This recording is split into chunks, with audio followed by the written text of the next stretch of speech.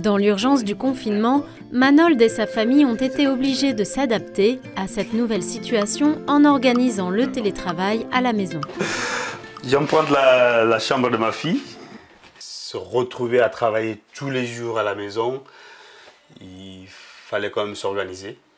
Surtout que ma fille était aussi à la maison, tout le monde était à la maison finalement. Il fallait aussi organiser les cours à distance pour ma fille, donc on se partageait finalement les espaces. Elle était au salon, moi j'étais en haut parce que c'est plus calme ici. Manold est en télétravail depuis 6 mois maintenant. De temps en temps, il revient en entreprise, mais il continue d'adapter son lieu de vie à ses besoins pour télétravailler. Au départ, je n'avais pas ce matériel. Par exemple, le fait d'avoir le tableau comme ça là, je ne l'avais pas. Mais un jour, j'ai assisté à une formation pour faciliter le travail à la maison. Et pour faciliter le travail dans la maison, Manold a dû négocier avec sa fille Dorine, 10 ans, pour obtenir cet espace au calme. Au départ, tu n'étais pas vraiment d'accord, n'est-ce pas?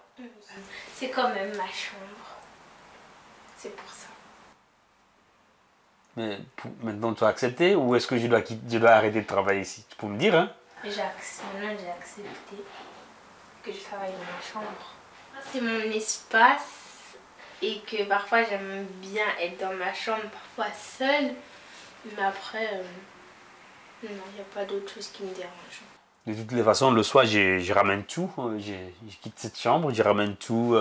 Je prends l'ordinateur, les chargeurs, parce que Dorine ne veut pas rester à côté d'un objet connecté.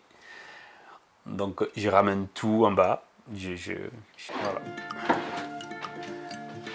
Et puis, je descends. Voilà, la chambre de Dorine est libre.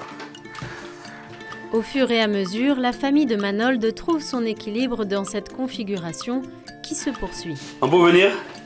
Ouais, voilà, donc nous après on rentre par là et hop, moi. On a quand même de la chance d'avoir une maison où il y a de la place. Il faut juste s'organiser pour peut-être quitter la chambre de Dorine.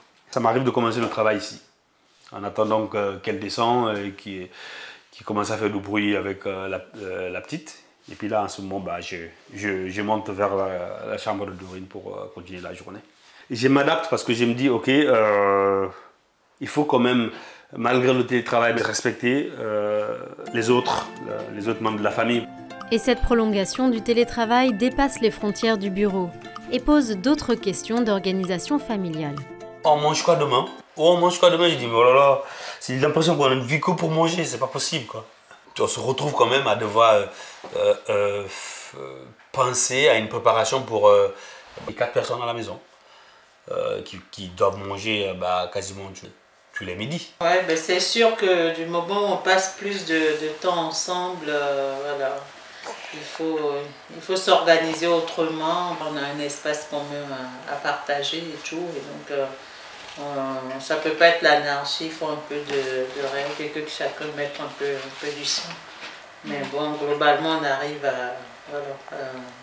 à s'entendre, à s'en sortir.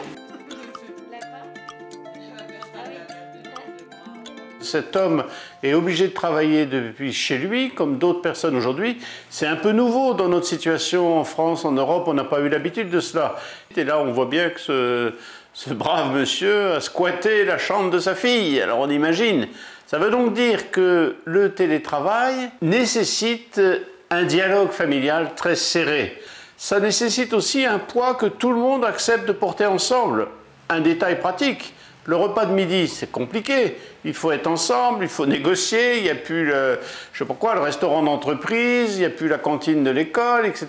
Donc, il faut faire attention parce que du coup, c'est pour celles qui ne travaillent pas ou qui apparemment n'est pas en télétravail, l'épouse, que tout repose parce que c'est compliqué. On a bien vu ce que les médias nous disaient. Beaucoup de personnes ont vu le budget alimentaire exploser, ont vu la surcharge de travail. Je crois que le télétravail, c'est peut-être l'avenir, j'en sais rien, je ne porte pas de jugement là-dessus. Mais ça nécessite de faire attention et au travail et à la famille d'une manière renouvelée. On ne peut pas dire « j'amène mon ordinateur à la maison parce que je télétravaille ». Non, ça serait trop facile. Mais ça veut dire qu'il faut que chaque membre de la famille, quel que soit son âge, entre dans cette nouvelle logique. La question qu'on peut se poser, c'est comment faire pour que si ça dure cette affaire-là, pour éviter que ça explose dans la famille. Mais je crois qu'il y a une chose qui est toujours importante pour les familles, c'est d'accepter de se faire aider. C'est-à-dire d'accepter que pour un temps, telle ou telle personne prenne les enfants, d'aérer, il faut aérer l'espace de chacun pour que chacun retrouve aussi sa vie personnelle. La famille, c'est pas être les uns sur les autres, mais c'est s'enrichir à l'extérieur pour apporter cet enrichissement au sein de la famille. Et je crois que ça, c'est important de ne pas l'oublier.